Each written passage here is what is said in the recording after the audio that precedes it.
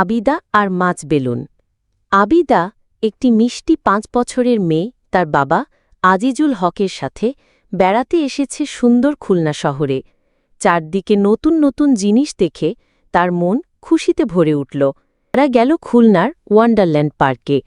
পার্কের গেটটা ছিল বিশাল, আর ভেতরে ছিল অনেক মজার মজার রাইড আর খেলনা।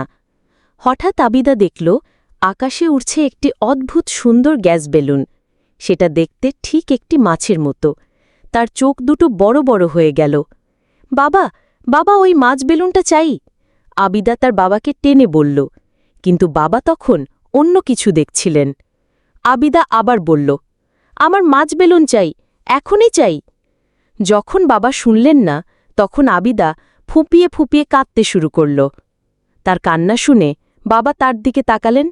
আরে বাবা, কি হয়েছে? বাবা আবিদাকে কোলে তুলে নিলেন। আবিদা কাঁদতে কাঁদতে আঙুল দিয়ে মাছ বেলুনটা দেখালো। বাবা তখন বুঝতে পারলেন আবিদা কি চায়।